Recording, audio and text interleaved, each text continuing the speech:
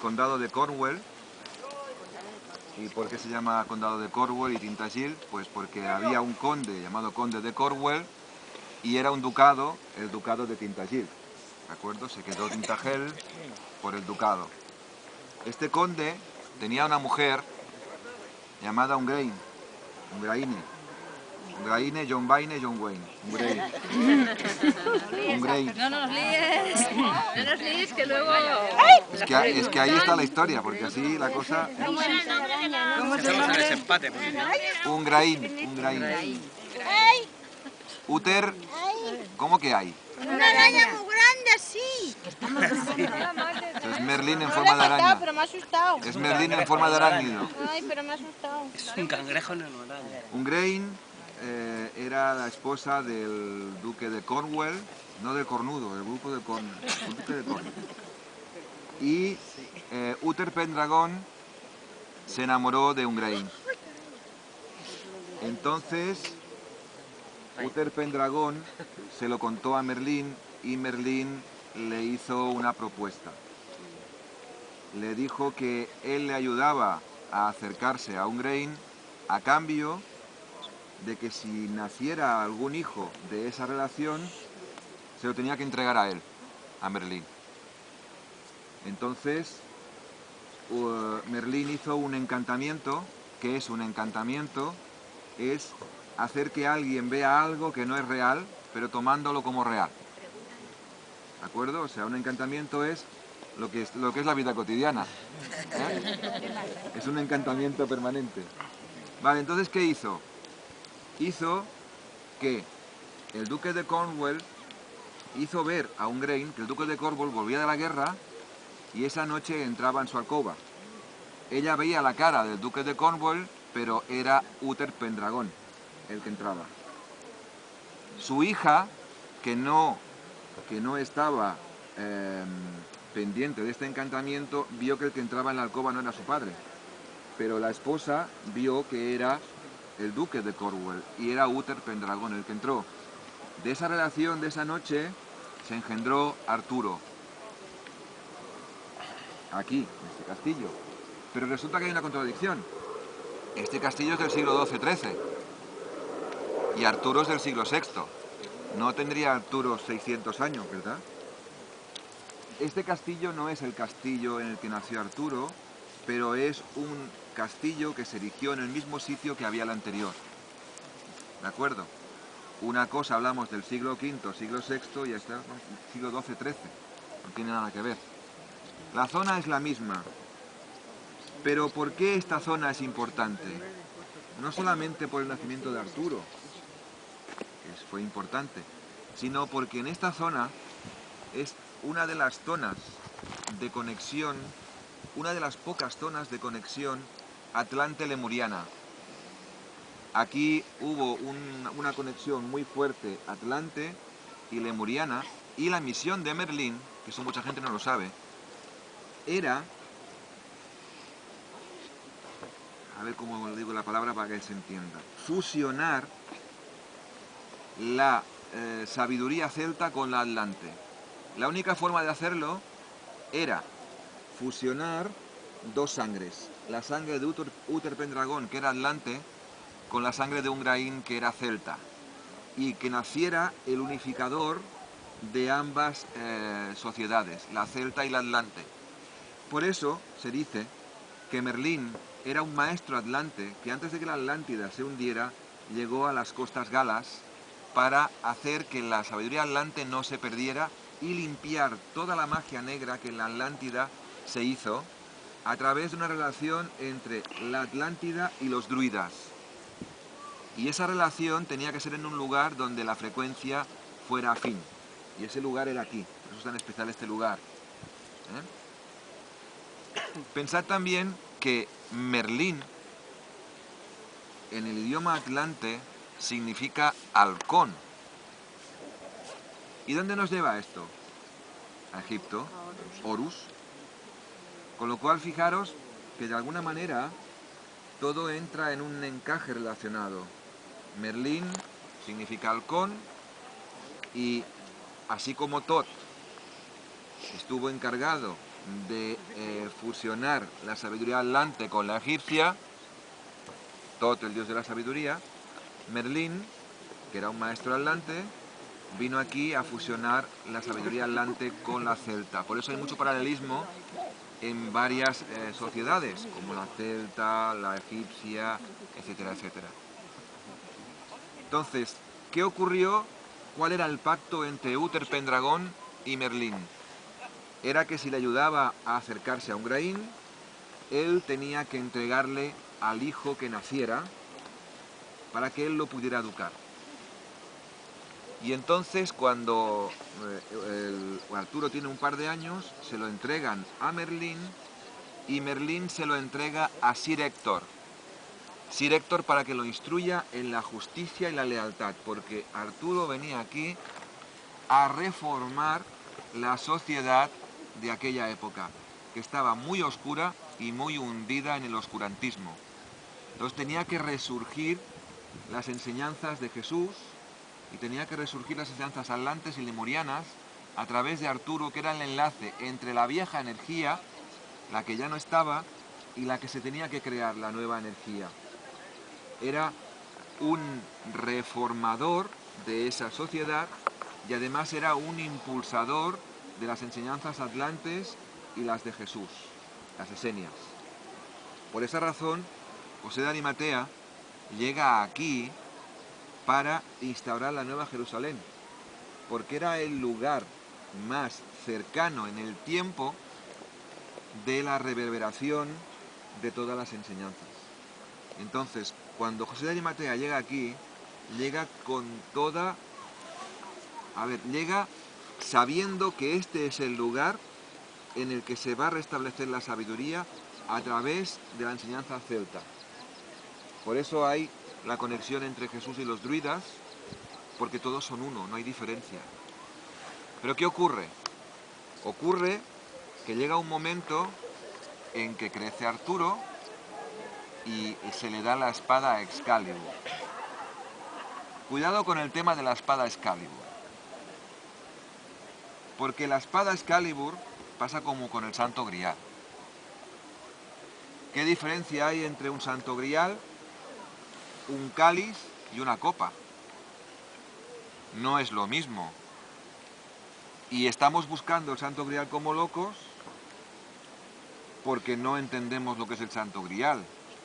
Y aparecen santos griales como piedras en Valencia, en Uruguay, en tal sitio, en tal otro. Vamos a parar un poco y vamos a pensar qué nos está diciendo Excalibur y qué nos dice el Santo Grial. Excalibur es una espada que está cargada con un patrón electrónico y con un sonido que aquel que no tiene la misma frecuencia no la puede empuñar jamás, y si la empuña será una espada normal y corriente, porque su vibración no tiene la frecuencia para activar ese sonido, esa frecuencia con la que está cargada de impecabilidad. Tú puedes tener la Excalibur en la mano y dices, qué bonita espada, qué bonita que es. Pero como no tienes esa frecuencia adecuada, esa impecabilidad no se va a activar. Está ahí. Puede estar en cualquier rincón, puede estar expuesta en donde queráis, pero no deja de ser una espada porque le falta el que active ese patrón.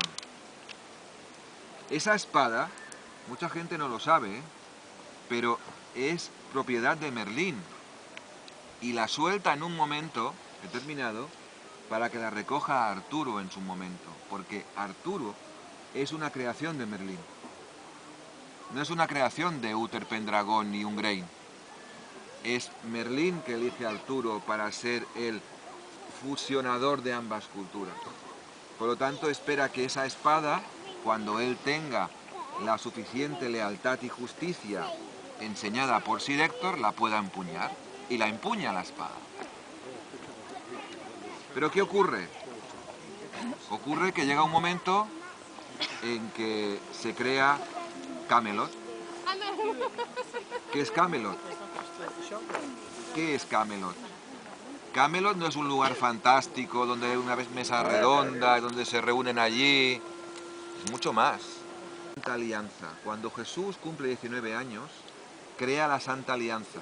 Es uno para todos y todos para uno, el lema de Jesús, que luego lo cogen los mosqueteros, el Duma es para los mosqueteros.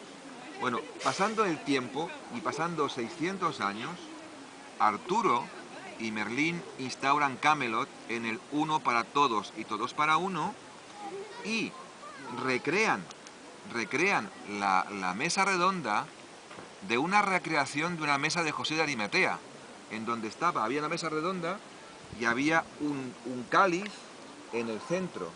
Esa recreación viene de José de Arimatea y Merlín lo que hace es volver a darles la información que José de Arimatea dejó aquí con esa mesa redonda y con ese cáliz. ¿Cuántas recreaciones hay de estas? Muchas. Por ejemplo, en Toledo, debajo de Toledo, se dice que está la mesa de Salomón. La mesa de Salomón es una mesa redonda con una copa dorada en el centro.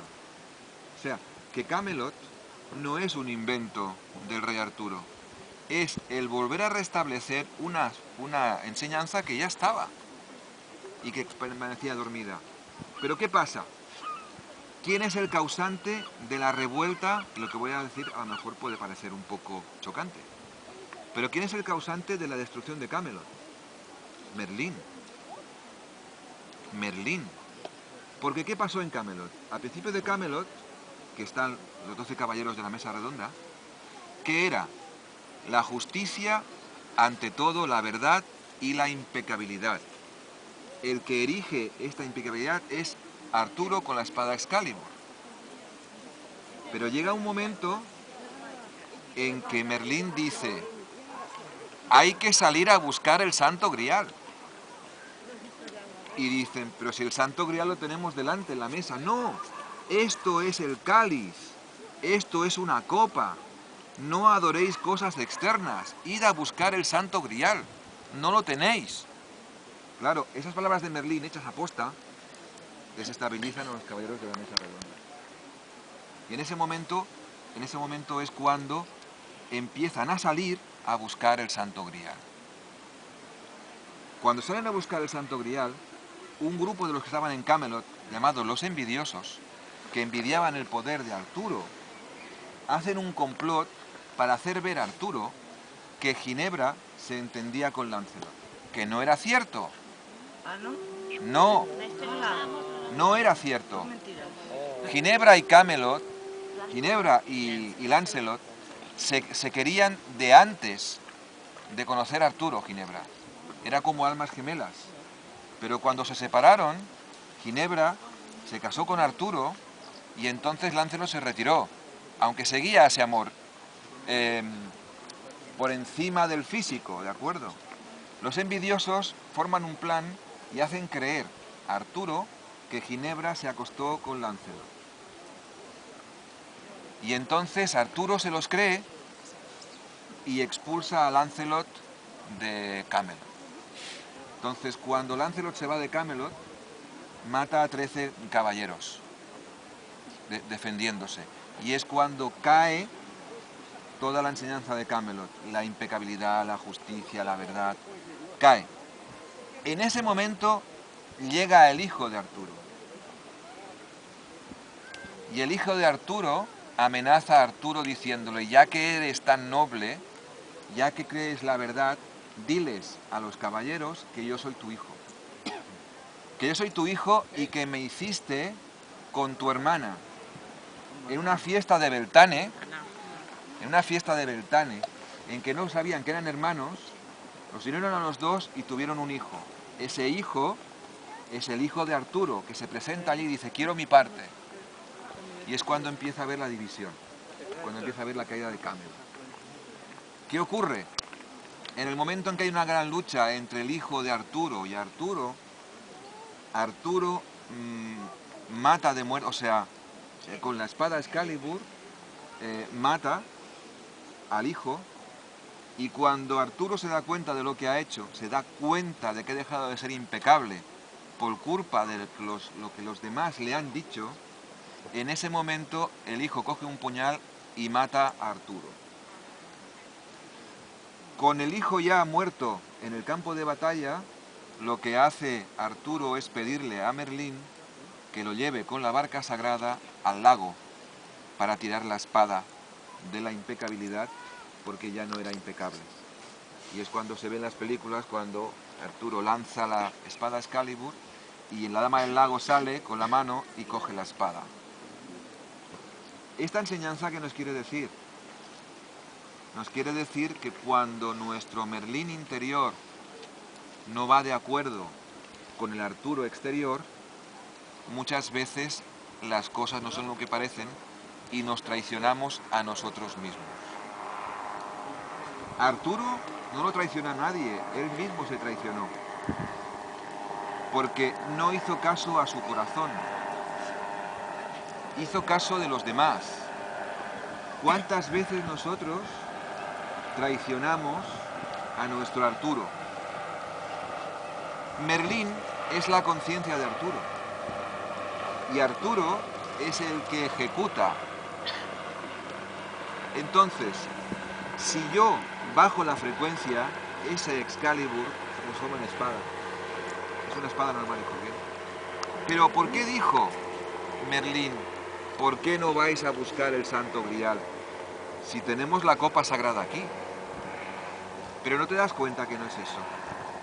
¿No te das cuenta que hay una diferencia muy grande entre copa, cáliz y Santo Grial, porque si no sería el mismo nombre? Bueno, pues entonces, ¿qué es una copa? Un recipiente. ¿Qué es un cáliz? Un recipiente que contiene códigos sagrados o contiene algo sagrado. Por eso en Chalice Wells es el jardín del cáliz, no el jardín del Grial, ni el jardín de la copa. El cáliz porque en el pozo se vertió la sangre y el sudor de Jesús. Se convierte en un cáliz, una copa, un recipiente con algo sagrado. Ya tenemos la diferencia entre copa y cáliz. Pero luego tiene el Santo Grial. Y entonces, si yo ahora tengo entre mis manos una copa, vierto la sangre y sudor de Jesús, se convierte en cáliz. Pero el Santo Grial es, si ahora coincide que esa copa en la que hay algo sagrado lo sostiene un puro de corazón, entonces eso es el Grial.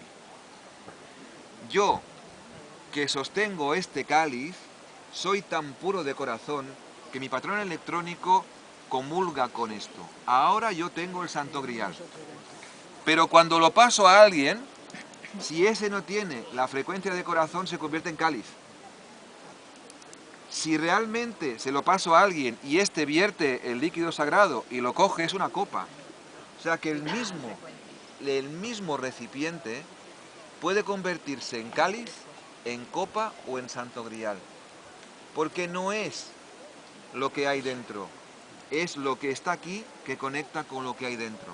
Cuando en la misa, simbólicamente, en esa copa dorada se coloca vino y se hace el acto con los códigos sagrados, esa copa se convierte en cáliz, pero jamás en Santo Grial, porque el grado de pureza que lo sostiene no tiene la frecuencia para que se active ese patrón electrónico, llamado Espíritu Santo.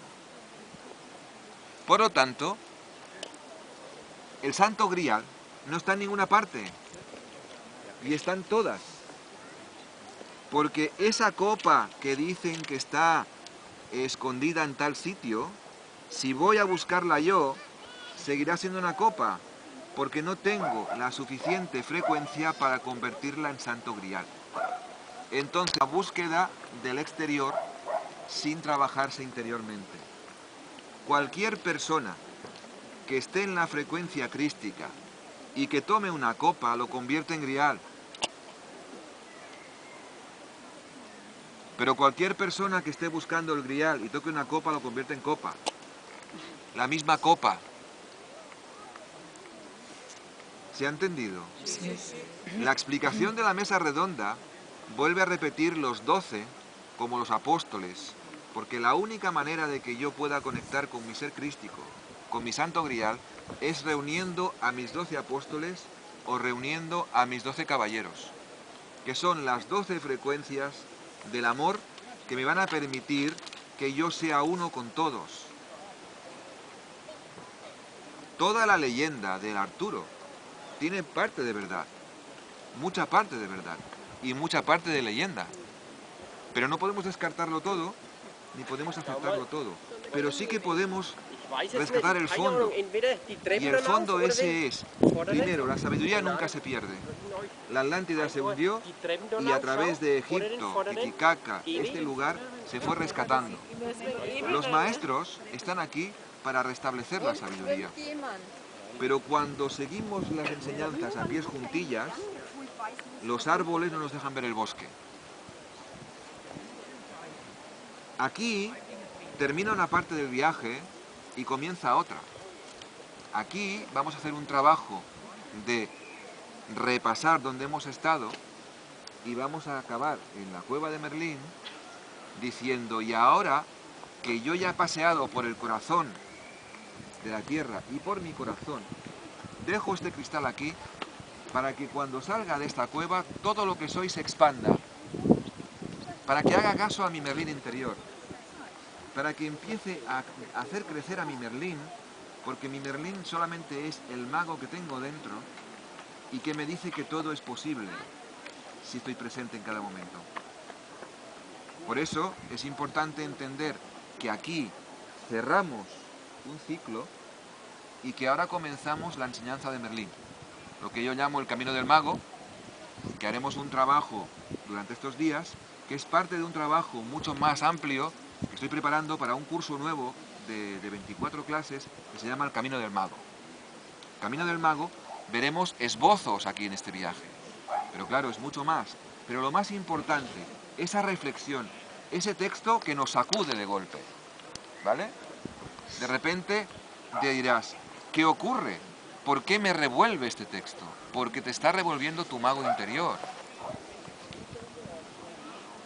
Hay una leyenda, la voy a explicar muy corta porque la tenéis en uno de los textos que os voy a dar, pero está bien porque realmente resume un poco la historia. Hay un momento en que en Camelot no está aquí, está en un lugar llamado Cadbury. Está en un lugar, no existe solamente en una loma, pero en un lugar llamado Cadbury, está allí. Aquí estuvo Camelot en su época, ¿no? Bueno, pues en ese lugar Merlín hacía mucho tiempo que no iba y anuncia su visita. Y entonces, claro, Arturo, con todos los caballeros, le hacen un agasajamiento con grandes viandas, porque a Merlín le gustaba mucho comer. No era vegetariano. Y llega todo enfadado. ¿Por qué me preparáis todo esto? No sé qué, no sé cuántos. Dice, hombre, nosotros reconocemos quién eres. Dice, ¿quién soy? ¿Alguien sabe quién soy? No digáis mentiras, ninguno de vosotros sabéis quién soy. Y entonces hace una apuesta. Dice, todos los que estáis aquí invitados, comeréis conmigo si me decís quién es este. Y señala a Arturo. Y sale uno y dice, hombre, Arturo es nuestro rey, ¡fuera! Hombre, Arturo tal, ¡fuera! Y los va sacando a todos. Y solo se queda con Arturo. ¿Quién eres? Pues yo soy el... ¡Fuera! Dice, nadie sabéis quién sois.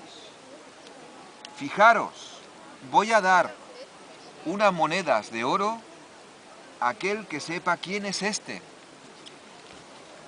Y de repente se queda solo y cuando lo ven por la ventana tirando las monedas de oro al aire. Y dice, ¿por qué las tiras? Porque el aire es el único que sabe quién eres. Fíjate tú que no ha dicho nada. Esas enseñanzas descolocan, porque nadie puede definirse dentro de un cuerpo físico, nadie puede definirse totalmente como quién es. Nadie se conoce tanto para responder en quién eres tú. Cuando te definen parcialmente por sus creencias, por si les gustas, por si no les gustas y por su forma de ser. Pero nadie te puede definir porque realmente nadie, ni tú mismo, sabes todo lo que eres. Pues esa es una de las enseñanzas de Merlín, ¿no? Hay muchas. Entonces, en ese camino del mago, Merlín nos está diciendo, ¿te das cuenta de esto? ¿Realmente eres consciente de esto? ¿Realmente tú puedes definir a esa persona porque la conoces de un día, un mes, una semana o 5 años? ¿Realmente tú mismo puedes definirte a ti mismo o te vas a definir parcialmente siempre. Claro, eso a tu yo exterior lo descoloca. Al Arturo lo vuelve loco. Porque claro, tengo que ser impecable. Entonces, la impecabilidad no es impecable aquel que quiere, sino aquel que puede. Vamos a ver. Para que tú seas impecable, ¿qué tienes que hacer? Ser fiel a ti mismo. Ser honesto. Empezar a echar gente fuera. No tienes que hacer nada. Claro. Porque el ser impecable es impecable. Cuando tú tienes que demostrar a alguien que eres impecable es que no lo eres. Claro. Porque la impecabilidad va in situ en el ser humano. O sea, si eres impecable, actúas impecablemente. Si tienes que demostrar que eres impecable, quiere decir que el demostrar es distancia. En cambio, si muestras tu impecabilidad, es que estás siendo innato con lo que tú eres. Cuando demuestras, te esfuerzas, y cuando te esfuerzas, no eres. ¿De acuerdo? Por lo tanto, Excalibur no la puede sostener quien quiere, sino quien puede. En cambio, las espadas las pueden coger cualquiera. El grial son palabras mayores. Tú estás vibrando en la frecuencia para activar el patrón electrónico que hay ahí dentro. Entonces, ese cáliz se convierte en santo grial. Por eso, a partir de ahora, diferenciaremos mucho de copa, cáliz y santo grial. Santo grial tiene dos significados. Este que he dicho ahora y sangre real. San grial. La sangre real no es la sangre real de los reyes, es la sangre pura. Por eso Merlín lo que hace es, aunque parezca que está manipulando a Ungrain cuando le hace ver que es su marido y es Uther Pendragon, un mago no hace magia negra, como Merlín. Sabe que ese engaño es, entre comillas, perdonado porque hay un bien mayor. Y el bien mayor es la fusión de sangre real con sangre atlante. O sea, esa manipulación que se puede ver desde aquí tiene un bien mayor porque Arturo venía aquí a unificar toda la conciencia que se perdió con la conciencia actual. Si hubiera sido un deseo solamente de Uther Pendragon y no hubiera habido algo detrás, Merlín no se hubiera accedido a hacer esto, ¿de acuerdo? Cuando se hace un encantamiento por parte de un mago blanco, se hace porque es lícito y es de ley. No está creándose un karma. ¿Se entiende? Es verdad lo que digo. Vale, entonces, como resumen, antes de hacer una pequeña meditación para entrar en la cueva. Como resumen, siempre en toda historia, tanto en la Atlántida como en Lemuria, como aquí, en las leyendas artúricas, como la de Jesús, siempre tenéis que entender que hay dos enfoques y tenéis que elegir el enfoque con el que mejor vibréis. Un enfoque es la unión hace la fuerza y la otra enfoque es divide y vencerás. Divide y vencerás. El divide y vencerás, el enfoque de seres de baja frecuencia que creen en el poder externo. Y la unión hace la fuerza es el enfoque de seres de alta frecuencia que se creen que son seres únicos, pero además de únicos e irrepetibles, como somos cada uno de nosotros, somos complementarios. Y los seres únicos e irrepetibles, si no se complementan, no evolucionan. Una persona sola en el planeta no puede evolucionar. Necesita seres complementarios, necesita adversarios, necesita amigos para tomar contraste, para comparar, para poder equilibrar. Si no hay comparación, si no hay contraste, no puede haber crecimiento, no puede haber conciencia. Si realmente yo ahora estamos aquí y decimos, vamos a ver, las 24 horas es de día. ¿Cómo definimos noche? No se puede definir, no tengo el contraste. La noche es cuando se va el sol, ¿vale? Pero si el sol no se va nunca, no tengo el concepto de noche. El concepto lo tengo porque como el dual me hace ver y contrastar las dos partes. Como ayer dijimos, el equilibrar las polaridades. Por lo tanto, yo tengo que fusionarme con los demás para ir contrastando las demás vidas con la mía. ¿Puedo entrar en la crítica o puedo entrar en la complementariedad? El todos somos uno es la unión de los complementarios. ¿De acuerdo? Y el divide y vencerás es aísla a cada ser humano, dile que él es el mejor para que luchen entre ellos. Esa es la diferencia. El principio de Camelot fue el unión hacia la fuerza y el final es divide y vencerás. El hijo de Arturo, junto con otras cosas que ocurrieron, dividió a los caballeros y fue el final de Camelot. ¿De acuerdo? ¿Alguna pregunta? ¿Cómo se llamaba el hijo de Arturo? Mordred. Mordred. ¿Y por qué quién hace que tengan hijos? Arturo y su hermana, que tenga un hijo. En la fiesta de Beltane. Hay una fiesta de Beltane. Pero eso quién lo mueve, porque ellos no sabían, los Eso- druidas, o que no querían. Eso no estoy muy seguro, pero creo que hay ciertas brujas de aquel lugar que querían que eso ocurriera. Que no O sea querían que ahora todo, no lo tengo muy claro. Y en una fiesta de Beltane unen a los dos sin saber que, porque llevan una máscara. Sí, sí. Entonces no se reconocen como los hermanos que son. Y tampoco Arturo es consciente de que tiene un hijo hasta el cabo del tiempo. Sí, sí. Javier, cuando explicaste Jesús, María Magdalena y Judas, era lo mismo que Ángelo y Arturo.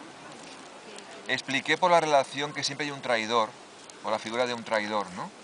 La figura del traidor es esa figura del traidor a mí mismo. O sea, cuando yo estoy haciendo algo que mi interior me dice que no lo haga, ese es, entre comillas, mi Judas interior o mi Lancelot, ¿no? Me está diciendo, ¿pero por qué lo haces? En cambio te dirá Merlín, ¿por qué lo haces?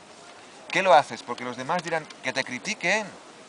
Pero María Magdalena con Da igual. Judas, Es por la unión entre Jesús y María Magdalena, vale. ¿entiendes? Es la triada que se llama. Siempre en una enseñanza siempre hay un traidor. Por ejemplo, entre Osiris y Isis está Set, es el traidor. Pero eso transpólalo a tu interior. Ese que no quiere hacerlo pero lo hace. Ese es el momento en que tienes que ver en que estás pegando una patada a tu Merlín interior. El Merlín interior, pensar una cosa, que el Merlín que conocemos no era un Merlín a veces agradable, era un Merlín duro, porque a veces el ser honesto te hace ser duro. Entonces, ¿por qué lo haces si no tienes que hacerlo? Por agradar a aquel, no lo hagas, no lo hagas. Y esto conecta muchas veces con las enseñanzas de Akenatón en Telamarna. En Telamarna, y luego lo que preguntaba Matena, luego lo explicaremos más tranquilamente, en Telamarna se enseñaba a no dejarse llevar por las emociones, porque realmente ellos decían que no es la parte mental la que te está impidiendo evolucionar, es la parte emocional que está chantajeando a tu parte mental para que no evoluciones. Por lo tanto, las emociones tienen que quedar fuera. Entonces decían en Telamarna, eres bienvenido aquí, pero si realmente te crees que vamos a adularte cuando estés eufórico y a acunarte cuando estés depresivo, fuera. Aquí no te queremos. Aquí no queremos seres con emociones. Aquí queremos seres con sentimientos. Porque no queremos el chantaje de la parte emocional y de la parte mental. Si tú crees que vas a estar triste aquí, fuera. Si no crees en lo que estás haciendo, fuera. No queremos adular a nadie. El que esté aquí porque quiere trabajar de verdad. Fuera del odio, de la envidia, de la rabia, de la ira. Todo eso, el que siga con esto, tiene las puertas abiertas. Sin ninguna contemplación. No es tu momento, ya volverás. Hombre, nada, fuera. Pues Merlín era así. Merlín es todos fuera. No sabéis quién es Arturo. y lo estáis agasajando. Esa era una enseñanza para todos. Entonces, para nosotros también, ¿por qué? Porque a veces nos creemos que la dulzura es espiritualidad. A veces la espiritualidad es dureza, y una dureza hasta el máximo extremo. Porque muchas veces, y esto lo hemos hablado con David, como él me decía ayer, al ego le encanta la parte espiritual, porque así te hace importante, y te inflas como un globo, y luego viene Merlín y hace ¡pum! Y te pegas un ostión de 5 pisos, y dices, hostia Merlín, yo pensaba que eras más suave. ¡No! ¿Dónde estabas volando? Si el trabajo es aquí, si el trabajo es aquí y ahora. Bueno, pues esa dureza que tenían los esenios también en momentos es necesaria para doblegar ese ego que se hincha como un globo y dices, si es que yo estoy iluminado. Iluminado será por la linterna. ¿Entendéis? Va por ahí. Y a veces el que te pinche en el globo y te pegues una hostia va bien. Porque estarás un cuarto de hora quejándote, pero luego dirás, ostras, fíjate tú, estaba volando alto, pero es que no volaba alto. Me creía que volaba alto, porque me faltaban raíces. Bueno, pues todo esto que he explicado comienza en esta zona, comienza aquí. Y es importante que ahora cuando bajéis ahí a la cueva, después de hacer una meditación nada muy pequeña, que son 5 minutos, bajéis con conciencia para que a partir de ahora os atreváis a que vuestro Merlín crezca en vuestro interior. Aunque sea muy duro a veces, aunque no os regale la oreja, de decir, muy bien, bien hecho, y os diga, ¿quién eres tú? Y de repente os dé una colleja por detrás. ¿Por qué? Porque es la única manera de entrar en nuestra realidad. Todo el mundo cree que lo mágico, que Avalon, ¿vale? Pero es que para entrar en Avalon hay que merecer entrar en Avalon. Si podéis coger la película de Merlín, es una película que está en 2 partes, que es muy, muy bonita y refleja todo lo que he explicado, lo explica muy bien. Hay una escena, en la segunda parte de Merlín, en el que se ven las brumas de Avalon y se ven unos cuantos que son de Avalon, que están cerca de la montaña del Thor y están viendo cómo pasa la gente de tercera dimensión, de Glastonbury. Y dice, fíjate, si nos pudieran ver, fíjate, no creen en nosotros si nos pudieran ver. Y dice, ¿tú quieres que te vean? Si solamente siéntelo y baja tu frecuencia. Bajan la frecuencia y aparecen y la gente de tercera dimensión los ve, ¿no? Y luego cuando ya los han visto y ya se han hecho ver que son patentes, vuelven otra vez a desaparecer con las brumas de Avalon. ¿Eso qué quiere decir? Quiere decir que de alguna manera Avalon es un lugar que está superpuesto en Glastonbury, que está allí. No tenemos que hacer nada para ir a Avalon. Está allí. ¿Qué hay que hacer? Si fuéramos capaces de subir la frecuencia, podríamos ver Avalon, y si ellos fueran capaces de bajar la frecuencia, los podríamos ver. ¿Qué diferencia hay? Que ellos no pueden densificar la frecuencia si nosotros no estamos preparados porque vulnerarían nuestro libre albedrío. Y nosotros, como estamos tan densos, no podemos elevar la frecuencia. ¿De acuerdo? Pero realmente, cuando decís, es que no puedo dormir, es que estáis energéticamente en Avalon. No hay que hacer nada, vuestro campo áurico está en Avalon. Es vuestro cuerpo físico el que está en Glastonbury. ¿De acuerdo? Y tenéis pesadillas y no podéis dormir y estáis inquietos. Como vuestro campo energético es más alto en frecuencia que vuestro cuerpo físico, ese campo energético sí que está en Avalon. Y cuando vais a dormir, vuestra alma puede entrar en Avalon perfectamente. Es cuando entráis en el cuerpo físico que no, la frecuencia no es afín. ¿De acuerdo? Esa es la diferencia. ¿Vale? Entonces, ahora, que es la hora buena para bajar, son las 12, vamos a hacer una meditación con vuestro cristal de poder si lo habéis traído. Esperad un momento que os explico. Vamos a recorrer todos los lugares que hemos ido, en los momentos cumbres. Recogeremos toda esa energía y vamos a bajar aquí y decir, sí, todo esto que he hecho es una semilla y ahora aquí yo decreto que estoy preparado para que crezca mi Merlín interior. Y para que mi Arturo en un futuro pueda coger la espada Excalibur, o sea, la impecabilidad. Y ese es el trabajo ahí. Esta cueva vibra en el color violeta. Si tiráis en las cámaras saldrán tubos violeta, os saldrán. Salen cada año, tienen que salir hoy. No he cambiado el color. Además con la luz de hoy, con el sol que Y además, ahí pensar que es un lugar muy especial. Vais a coger, con permiso, 2 piedras. 2. No cogéis rocas como aquel de Santander, no, de Santander, no, de Cantabria. No, de Donosti. De Donosti. Cogió un pedrusco así. Digo, por la maleta no te va a caber. Cogéis 2 piedras. Una piedra la vais a dejar el último día en Francia, como hacer la unión de aquí al norte de Francia. Y la otra os lo vais a llevar para el altar vuestro personal. Para recordaros que un buen día elegisteis despertar al mago interior. Tú lo pediste, ahora apechuga con lo que viene. ¿Vale? De acuerdo, entonces vamos a sacar el cristal personal